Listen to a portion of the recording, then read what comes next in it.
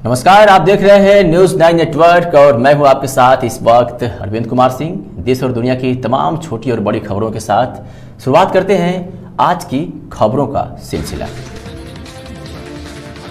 आज बांका जिला के बिलहर विधानसभा आरजेडी के उम्मीदवार और वर्तमान विधायक रामदेव यादव ने अपना नामांकन भरा।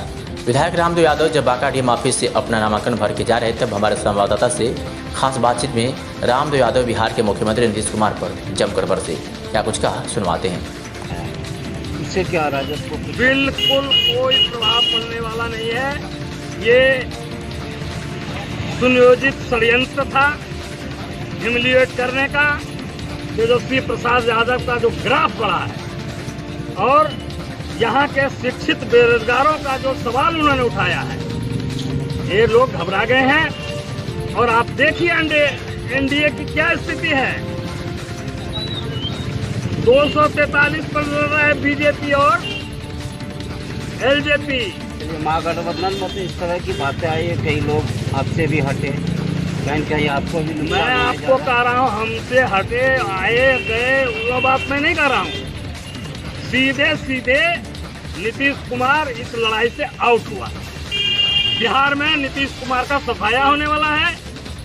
रहा अनुकूल में रोवन हारा जो गुमराह करने का काम किया। नरेंद्र मोदी ने जो यहाँ के लोगों को नोटबंदी में जो परेशानी में डाला, जीएसटी में परेशानी में डाला और यहाँ के बेरोजगार लोगों को नौकरी नहीं दिया। 15 लाख रुपया का जो वादा किया था उसको उन्होंने पूरा नहीं किया।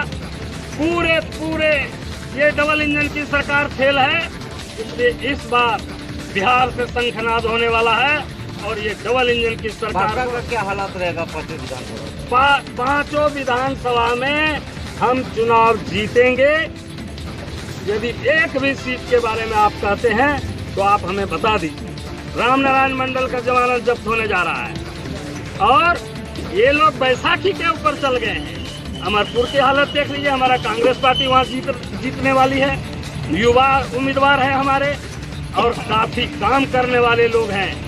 और इन्होंने तो बिलहर विधानसभा में भी जा करके दिया था। ये अपने हाथ उठा दिए और जिस लालू प्रसाद यादव को कहा था ये परिवारवाद करते हैं, तो नीतीश कुमार को मैं टारगेट करता हूं। नीतीश कुमार के